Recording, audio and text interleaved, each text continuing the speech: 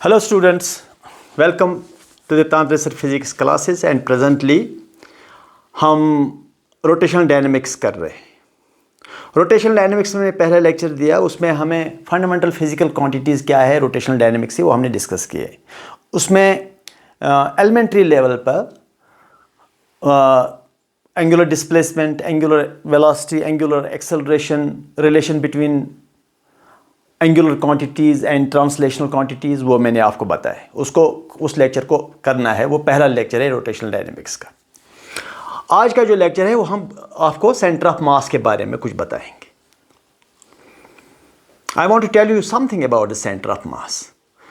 इस centre of मास को कैसे डिफाइन करते हैं, कैलकुलेट कैसे करते हैं, इसमें हम 2 लेक्चर देंगे ताकि पूरा कर देंगे इसको। Centre of mass complex bodies का भी निकालेंगे, लेकिन बेसिकली जो है सेंटर ऑफ मास है ये तब डिफाइन होता है, तब हम इसकी ज़रूरत पड़ती है जब बॉडी को रोटेशनल मोशन भी हो, ट्रांसलेशन मोशन के साथ साथ रोटेशनल मोशन भी हो, बॉडी टर्न करता हो। अगर बॉडी का सिर्फ ट्रांसलेशनल मोशन है, only it has a translational motion, तब सेंटर ऑफ मास का ज़्यादा रोल नहीं है। मैं आपको एग्जाम्पल देता हूं, let me start with it, have a look. Centre of mass, centre of मास। आज तक हमने यही पढ़ा है कि अगर एक बॉडी है और इस बॉडी का translational motion, only it has a translation motion, मतलब बॉडी ट्रांसलेट कर रहा है, इसको टर्न करने का कोई चांस नहीं है, इसको रोटेट करने का कोई चांस नहीं है, इसको टिल्ट होने का कोई चांस नहीं है। आपने इसका मास m समझो और आपने फोर्स यहाँ दिया। क्या आप मुझे बता सकते हैं इसका एक्सेलरेशन क्या है? Can anybody tell me what is this acceleration? Possibly everybody will say, who knows Newton's law, वो कहेगा इसका एक्सेलरेशन जो है इस बॉडी का वो है F net force on the body, but F is the only net force. There's only one force acting on the body in the direction of motion, मतलब इस डायरेक्शन में मोशन का पॉसिबिलिटी है तो वही फोर्स आपको लेना है। वर्टिकल डायरेक्शन में तो मोशन है नहीं, वर्टिकल डायरेक्शन में भी फोर्सेस है बट दे बैलेंस आउट। तो everybody will give me the answer that it is F by m, और साथ में ये भी कहेगा direction of the acceleration is same as the direction of the net external force. The net external force is the only F. Now my question to the student is, this acceleration belongs to what? His answer is this is the acceleration of the body. मैं उसे कहूँगा body में तो there are so many points inside the body, hundreds and thousands and millions of points. किस point का ये acceleration है? If I ask him this question, तो if he is smart enough, वो कहेगा इसका तो ट्रांसलेशन मोशन है, और ट्रांसलेशन मोशन में हर एक पॉइंट का यही एक्सेलरेशन होता है, because a body has A translation motion, only all the points of the body will have the same acceleration, that is F by m. इसलिए हम जनरली यही कहते हैं it is the acceleration of the body, और हमने ये कभी नहीं कहा है, ये कभी हमारे जहन में सवाल भी नहीं आया कि it is acceleration of that point at that point at this point. It is acceleration of the body means it is acceleration of every point of the body, because the body has a pure translational motion, right? Okay, so अब इस body का कोई भी point ले लो, उसका acceleration F by m है। लेकिन अब जरा देखो, इंटरेस्टिंग चीज देख लीजिए आप। अगर मेरे पास एक स्फीयर है और इस स्फीयर पर मैं फोर्स, इस पॉइंट पर फोर्स अप्लाई करता हूं, मैं आपको कहूंगा इस बॉडी का एक्सेलरेशन क्या है, मास इसका m है, आप कहेंगे इसका भी एक्सेलरेशन है, इस बॉडी का भी एक्सेलरेशन है F by m। अगर आप कहेंगे इस बॉडी का भी एक्सेलरेशन F by m है, net force by mass, that is wrong, वही गलत है।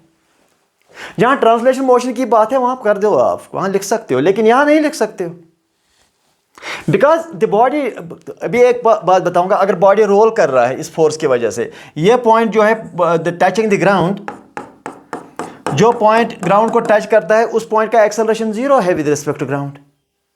तो एक पॉइंट की बात मैं यहाँ ही करूंगा, भाई एक इस पॉइंट का एक्सेलरेशन 0 है, means different points of the body which has a turning motion also, which has a rotational motion also, उस बॉडी के सारे जो पॉइंट्स है उन सब का एक्सेलरेशन F by m नहीं है, दैट इज ऑल। यही तो यहाँ पर फ़र्क है।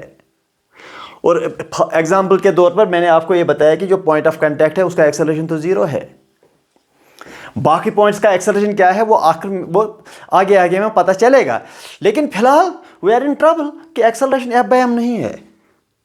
हाँ, नाउ इज ए पॉइंट, जब आप फोर्स किसी भी पॉइंट पर दो, यहां पर दो, कहीं भी यहां पर, यहां पर, यहां पर, नीचे ऊपर, कहीं भी फोर्स अप्लाई करो, इस बॉडी में एक ऐसा पॉइंट जरूर है, इस बॉडी के अंदर एक पॉइंट है, वो स्पेस पॉइंट है, there is a mathematical point. ऐसा नहीं कि वो पार्टिकल है, एक पॉइंट है। अगर रिंग है, रिंग पर आप फोर्स देते हो तो रिंग के अंदर स्पेस पॉइंट ही होगा। ऐसा नहीं कि जरूरी, ये भी जरूरी नहीं कि वो पॉइंट मटेरियल के अंदर हो, वो मटेरियल के बाहर भी हो सकता है। इस बॉडी के अंदर या इस बॉडी के में एक पॉइंट ऐसा जरूर है जिसका एक्सेलरेशन F/m है। इस बॉडी के अंदर ऐसा एक पॉइंट जरूर है जिसका एक्सेलरेशन क्या है, F/m। जब आपने ये F अप्लाई किया, ये m है, तो इस बॉडी के अंदर एक ऐसा पॉइंट है, ये पॉइंट सपोज उसका एक्सेलरेशन है F/m। उसी पॉइंट को कहा जाता है सेंटर ऑफ मास। मतलब आपने बॉडी को फोर्स दिया, कहीं पॉइंट, किसी पॉइंट पर भी फोर्स दिया, उस बॉडी की वजह से शायद टॉर्क भी होगा, वो रोटेट भी करेगा, लेकिन उस बॉडी के अंदर एक ऐसा पॉइंट जरूर होगा जिसका एक्सेलरेशन F/m है। उसी पॉइंट को सेंटर ऑफ मास कहेंगे। So that means the acceleration of the center of mass is F/m. There is always a point inside the body whose acceleration is F/m. That point is called center of mass. जैसे किताब में लिखा होता है where the total mass is concentrated. जैसे सारा मास कहाँ है, इसी पॉइंट पर, और आपने फोर्स भी उसी पॉइंट पर दिया। जैसे it seems to be like that, although it is not physically like that. जैसे सारा मास जो है वही इसी एक पॉइंट पर कंसंट्रेटेड है और आपने फोर्स भी वही दिया उसी पॉइंट पर, तो हो गया उसका acceleration F/m. So what is now center of mass? Mathematical definition ही है, the point whose acceleration is net force by mass. The centre of mass is defined, a point is defined, a point inside or outside the body, कभी कभी outside भी body भी हो सकता है, is defined a point whose acceleration is net force by mass.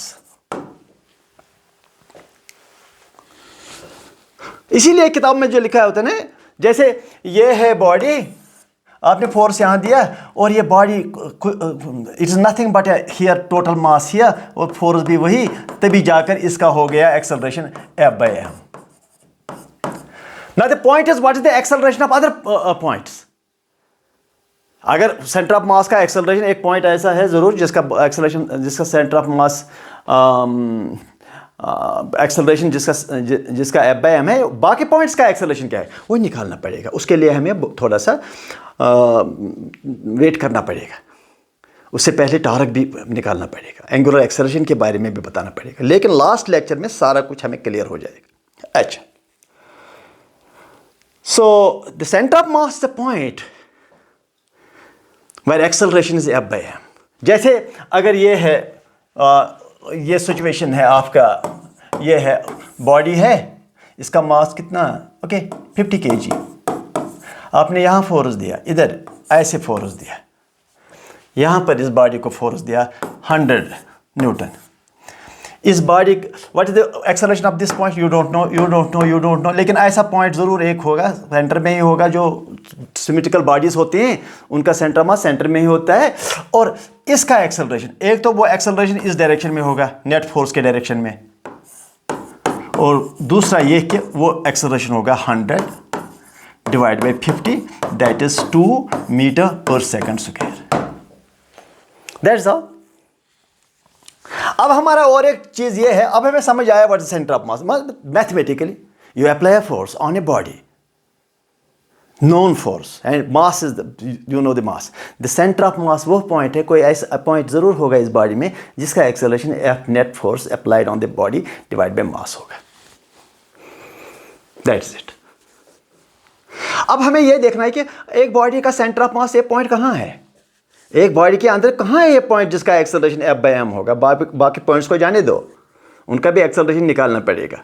A time will come.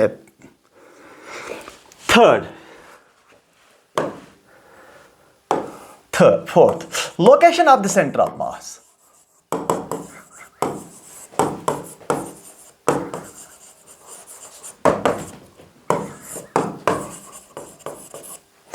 Location of centre of mass. Centre of मास का location क्या है, कैसे हम उसे लोकेशन, एक बॉडी है, मैं कैसे बता सकता हूं इसका सेंटर ऑफ मास कहां है।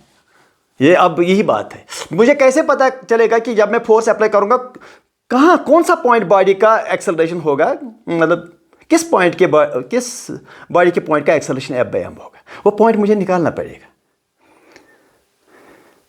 तो पहले सिमेट्रिकल बॉडीज जो है ना, सिमेट्रिकल जो मतलब अच्छी खासी रेगुलर बॉडीज को हो, ज्योमेट्रिकली रेगुलर बॉडीज या सिमेट्रिकल बॉडीज, उनका सेंटर ऑफ मास कहाँ है, वो इजी है। जैसे centre of mass, location centre of mass of regular bodies.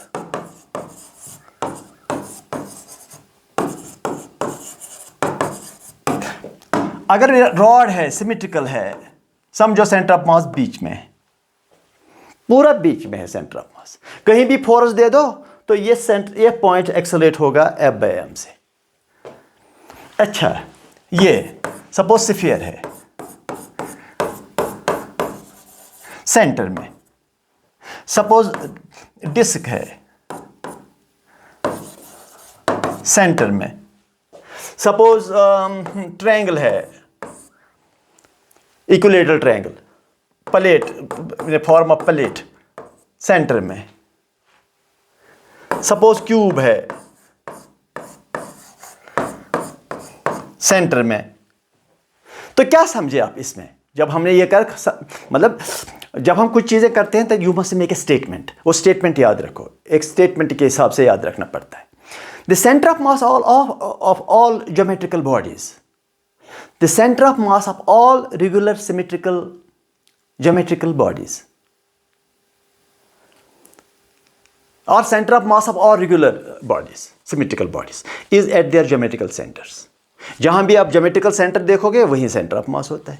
तो मैं लिखूंगा the center of mass of all regular bodies, the center of mass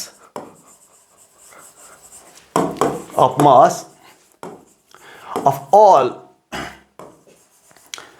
regular symmetrical bodies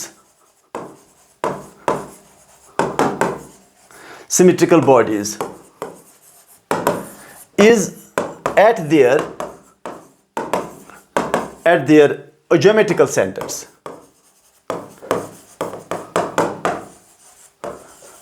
पहली बात तो यही है, अब याद रखा आपने ये, चलो ये अच्छी बात है ना। कोई भी बॉडी अगर आपके पास सिमेट्रिकल बॉडी है तो समझो उसका जो सेंटर ऑफ मास है वो उसके ज्योमेट्रिकल सेंटर पर ही होगा, और कहीं पे आप फोर्स दे दो वो पॉइंट होगा एक्सेलरेट F/m से। अच्छा, तो फिफ्थ पॉइंट, अगर अब इरेगुलर बॉडी है उसका क्या करें, उसको तो निकालना पड़ेगा। इरेगुलर बॉडी है, मास डिस्ट्रीब्यूशन डिफरेंट है, एक साइड से हैवी है, दूसरी साइड से लाइट है। मैं थोड़ा सा हिंट मैं आपको देना चाहूँगा, एक मतलब फील कैसे लेंगे उसका, अगर इरेगुलर बॉडी है तो फील कैसे लेंगे सेंटर ऑफ मास के बारे में।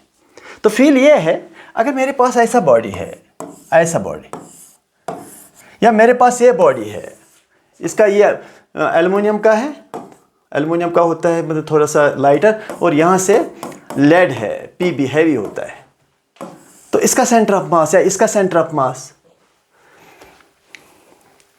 या चलो चलो इन्हीं दो का सही, या तीसरा बॉडी अगर ये है, ये, लेकिन ये बॉडी जो है रॉड है, लेकिन रॉड का जो डेंसिटी है वो इंक्रीज हो रहा है, इसका डेंसिटी इंक्रीज हो रहा है इस डायरेक्शन में, तो इसका सेंटर ऑफ मास कहाँ है।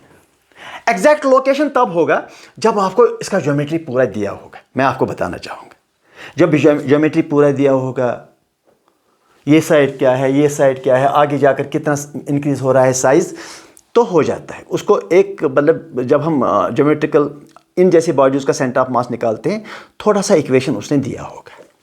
लेकिन यहाँ मैं थोड़ा सा फील देना चाहता हूँ आपको। फील ये है कि सेंटर ऑफ मास जो है ये है ना, सपोज इस लाइन का सेंटर ये है, इस लाइन का सेंटर जो मैंने बीच में डाल दिया, तो centre of mass heavier side के ओर लाई करता है। जहां से मास ज्यादा हो उसी साइड ये शिफ्ट करता है। और यहां देखो वाई डायरेक्शन में कोई चेंज नहीं है। जितना ऊपर इस ऑरिजिन से ऊपर मास है ऊपर ये वाला, उतना नीचे भी है। लाइट है, हैवी है, ऑफ कोर्स लाइट है, हैवी है, लेकिन ऊपर और नीचे तो सेम है। देख लो आप, जितना ऊपर मास है ऑरिजिन से वाई डायरेक्शन में, उतना ऑरिजिन से नीचे के ओर भी वही मास है। अगर मास का फर्क है वो एक्स डायरेक्शन में है, यहां पर मास कम है, यहां ज्यादा है, तो सेंटर ऑफ मास इस ओर शिफ्ट होगा। ये सेंटर ऑफ मास ऊपर और नीचे शिफ्ट नहीं होगा। ऊपर और नीचे इसलिए शिफ्ट नहीं होगा कि ऊपर और नीचे के हिसाब से ही सिमेट्रिकल है। शिफ्ट होगा तो टू द मास, ग्रेटर मास। तो अब हमने ये याद रखा कि centre of mass always shifts towards the greater mass side. That's it. मैं लिखूंगा द सेंटर ऑफ मास। और यहां पर देखो जब डेंसिटी बढ़ जाएगा आगे आगे लेकर के इसका मतलब ये जो सेंटर जो है, सेंटर से राइट साइड मास ज्यादा होगा क्योंकि आगे आगे डेंसिटी बढ़ जाता है। तो सेंटर से to the right side the mass will be more, इसलिए centre of mass will be shifted over to this side. Exactly where it is, तो उसके लिए डेंसिटी दिया होना चाहिए। Half density change with position, उसके एक इक्वेशन दिया होना चाहिए ताकि हम आगे जाकर वो कर देंगे आगे हम अच्छी तरह से। चलो फिलहाल ये फील है। फील ये है कि सेंटर ऑफ मास जो है that always shifts towards the larger mass side or a greater mass side. Sixth point. Okay. अच्छा, अब जा करके in a very humble way we will go step by step. मैं टू बॉडी का centre of मास निकालूंगा। एक body का है, अगर रेगुलर है तो जस्ट सिमेट्रिकल सेंटर, अगर बॉडी है मास डिस्ट्रीब्यूशन डिफरेंट है, मतलब मास डिस्ट्रीब्यूशन अनइवन है, तो ग्रेटर मास साइड की ओर। अगर हमारे पास अब दो मास पॉइंट्स है तो उसका सेंटर ऑफ मास कैसे लोकेट करेंगे, ये देखो मैं आपको समझाऊंगा। Please concentrate. दो मासेस है, location of centre of mass of two body system लिखूंगा। Location of centre of mass of two body system.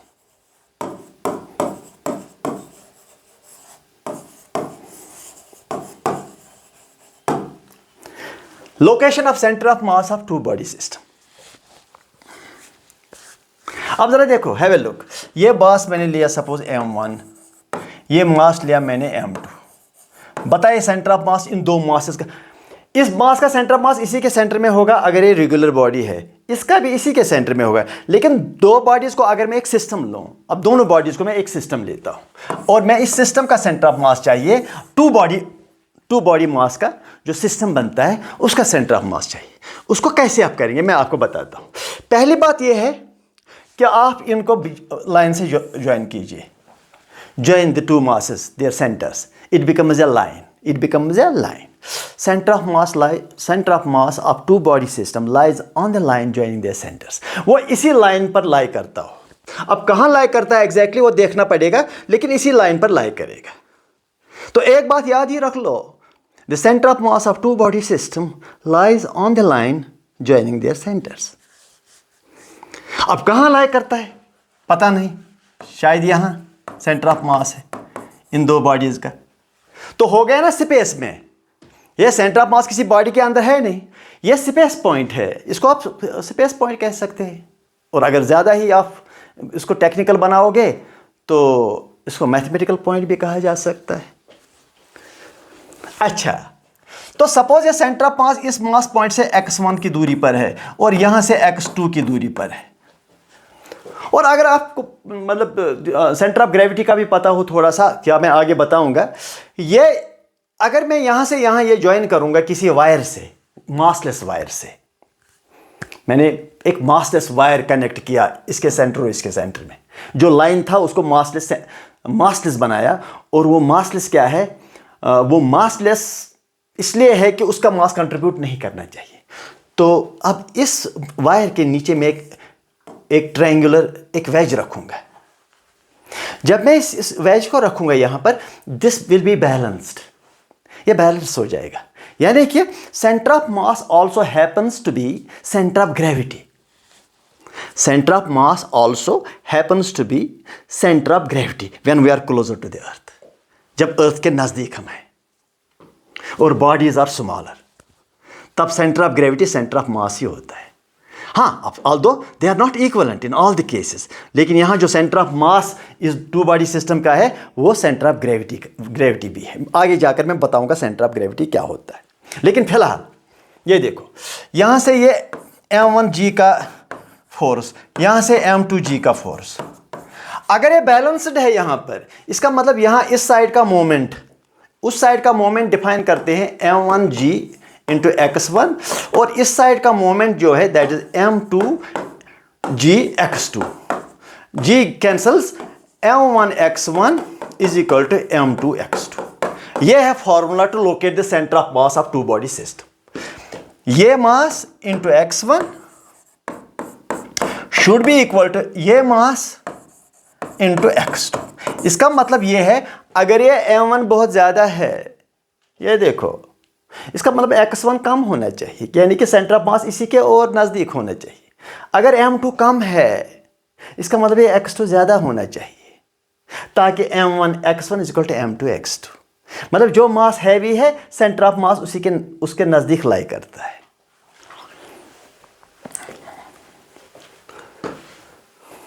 ठीक, तो this is a very simple technique how to locate the centre of mass of two body system. दो bodies है, एक line डाल दो, connect कर लो, और वो बीच में ही कहीं होता है। कहाँ होता है?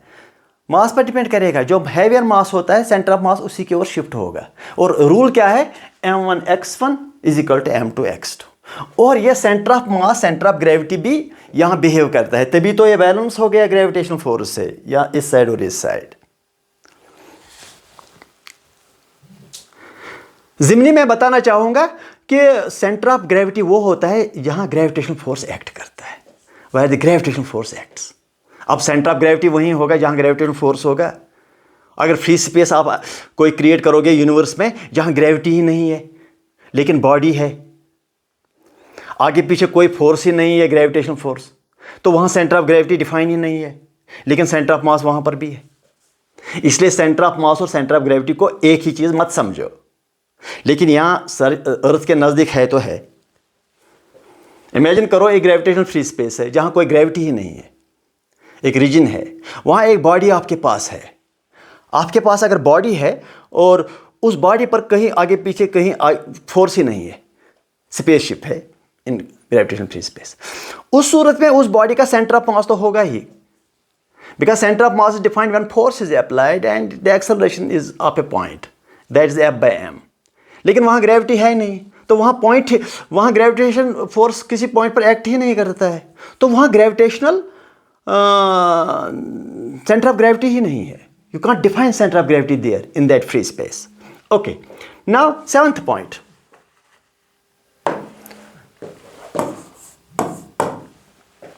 सेवंथ पॉइंट, ये एक बॉडी है, इसका मास 10 kg है। ये दूसरा बॉडी है, इसका मास भी समझो कि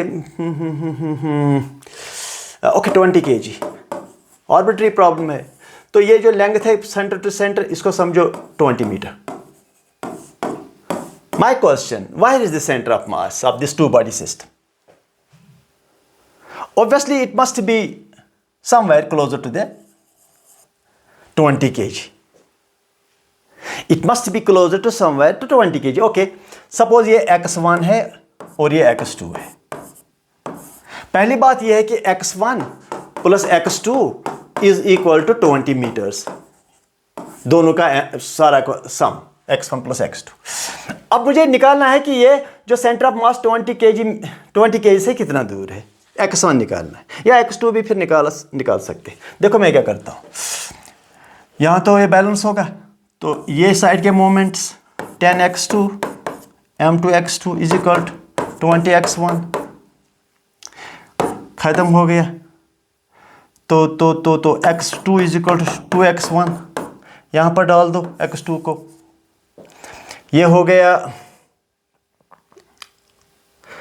x2 it is x1 plus x2 को वैल्यू दे दो, 2x1 is equal to 20, 3x1 is equal to 20, x1 is equal to 20/3 is equal to 6.67 metres. ये है x1। फिर x2 भी आप निकाल सकते हैं। ये मैंने एग्जाम्पल दिया। I start with very simple examples so that you will not say in the comment section sir ये हमें समझ नहीं आया।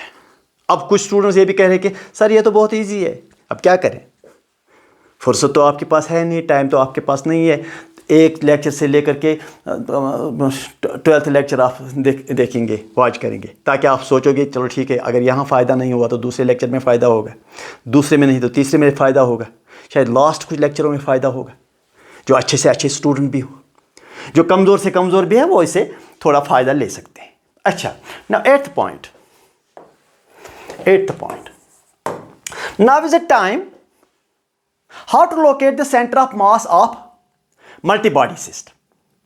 लेकिन यहां से हमें समझ आया, जब हमने m1 x1 की बात की is equal to m2 x2, इसका मतलब सेंटर ऑफ मास का जो लोकेशन है वो एक बॉडी का पोजीशन ही डिटरमाइन नहीं करता। सोचने की कोशिश कर दो, एक बॉडी है, उसका जो सेंटर ऑफ 2 बॉडी सिस्टम का या 3 बॉडी सिस्टम का या खुद एक बॉडी का, उनका जो सेंटर ऑफ मास, वो सेंटर ऑफ मास जो उनका है उसका फैसला, उसका डिटर्मिनेशन, उसका calculation does not depend on mass only, does not depend on position only, it also depends on mass. In fact, it depends on the product of mass and position. mx, mx, mx, mx, mx. जितना ज़्यादा मास हो उतना ज़्यादा वो position अपने ओर shift करेगा। तो अब जो सेंटर ऑफ मास एक बॉडी का जो वेट है सेंटर ऑफ मास के बारे में, उसका जो कंट्रीब्यूशन है, उसका जो वजन है सेंटर ऑफ मास को डिटरमाइन करने के लिए, वो उसका मास और उसका पोजीशन दोनों होते हैं, प्रोडक्ट उनका होता है। वो हमें कहां से समझ आया? m1 x1 is equal to m2 x2. To determine the center, to think about the center of mass of anything, everything, anything, you have to see where is the body and what is the mass of the body. Where is the body? Where is the mass? Where is the body? What is the mass? Where is the body? What is the mass? Product. अच्छा, अब time has come when I will give you what is the center of mass of multi-body system. 2, 3, 4, 5 कोई भी number of bodies है। अब जरा देखो, have a look, centre of mass of multi body system.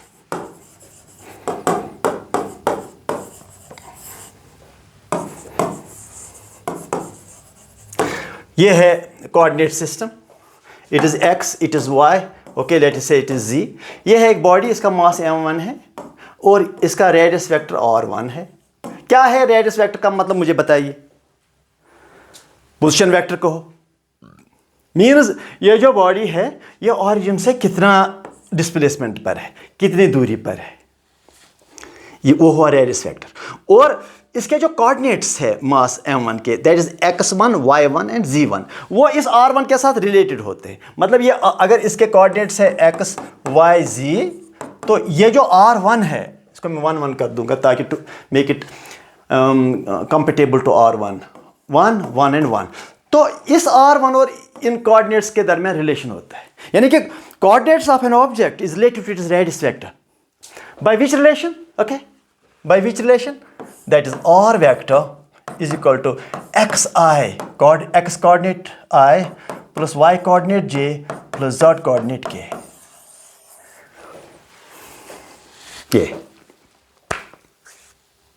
तो इसका है x1 y1 z1, x1 i plus y1 j plus z1 k। अच्छा, अब दूसरा मास है ये वाला, इसका मास m2 है और ये r2 पर है, और ये तीसरा मास है सपोज यहाँ पर, ये r3 पर है।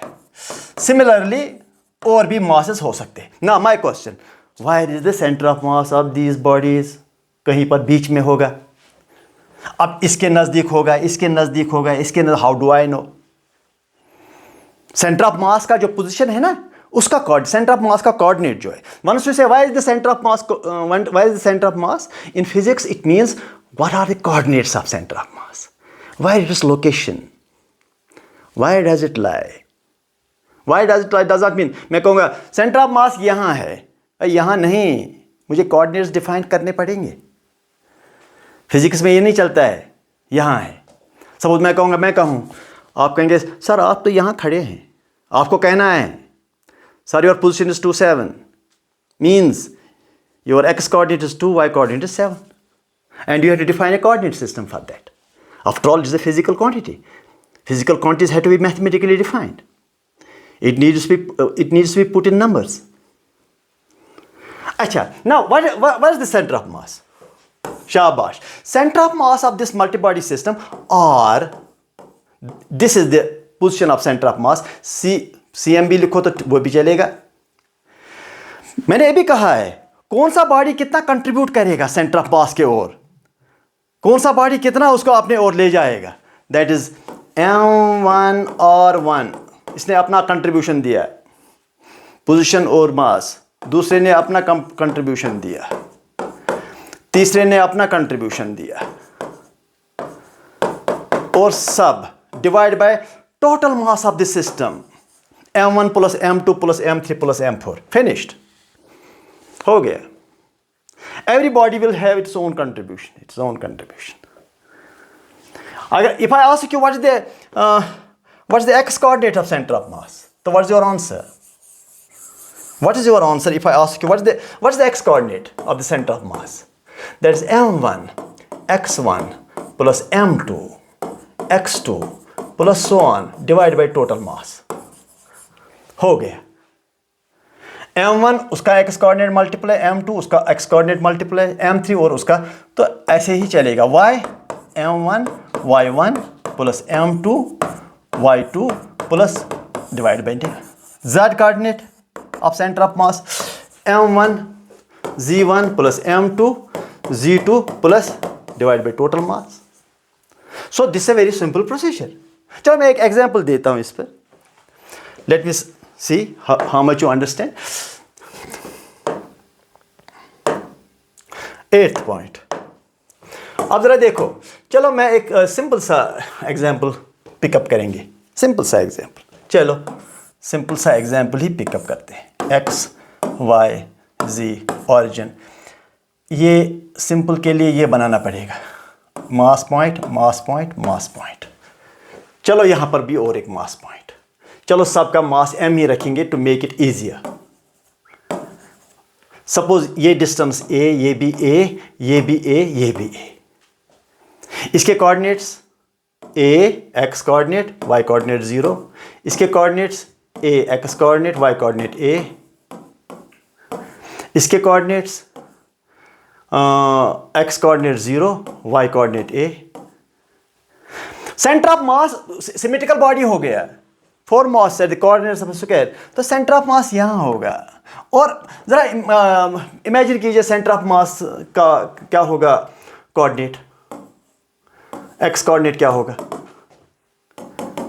a/2, क्योंकि अगर यहाँ पर सेंटर ऑफ मास है सेंटर पर, तो ये a/2 और ये भी a/2, तो x कोऑर्डिनेट इज a/2 और y कोऑर्डिनेट आल्सो a/2। ये हमने जज किया, ऐसे ही किया, मतलब देख कर ही हमें पता चला, because is a symmetrical body. Now in symmetrical bodies when the body becomes symmetrical the centre of mass lies at its geometrical centre, और मैंने यहाँ पर बना दिया इसको सेंटर ऑफ मास। ये मैंने थॉट इमेजिनेशन या थॉट कैलकुलेशन कर दिया है, कोई मुश्किल बात नहीं है, कर सकता है, कोई भी कर सकता है। Now let me apply my formula. If my formula gives the same answer, so we will feel that our formula is correct and will give us right answers even in complex situations. If our formula gives right answer here in a simple case, it should be giving us right answers anywhere, everywhere. हमारा भी confidence बढ़ेगा, we are doing something that is already in our mind. ये तो हमारे mind में पहले ही था। अब जरा देखो इक्वेशन ने भी यही आंसर हमें दिया। So equations must be knowing good physics according to Feynman. Equations know the best answer. अब जरा देखो, चलो यहाँ मैं x निकालता हूँ, m1 x1 plus m2 x2 plus m3 x3 plus m4 x4 whole divided by total mass m 4m. ठीक, चलो x is equal to okay m1 x1, इसको 1 कर दो, इसको 2 कर दो, इसको 3 कर दो, इसको 4 कर दो. m1 x1 0 क्योंकि उसका कोऑर्डिनेट 0 है. m2 x2 that is m into a plus m3 x3 m into a plus m4 that is m x coordinate 0 divided by 4m x is equal to yes ये 0 m into 0 ये 0 ये भी 0 2ma ये और ये add करके by 4m is equal to a by 2 answer. ये देखो a by 2 सेंटर ऑफ मास का x कोऑर्डिनेट. y कोऑर्डिनेट भी निकाल सकते हो m1 y1 plus m2 y2 plus m3 y3 plus m4 y4. इसका y 0, इसका y भी 0, इसका y a और इसका y भी a. तो इस तरह से आप y कोऑर्डिनेट भी निकाल सकते हो. Thank you very much for watching my lectures and we are continuously doing this online. अभी इस लेक्चर के बाद मेरा प्रॉब्लम सेशन भी होगा, वो आप लाइव देख सकते हैं.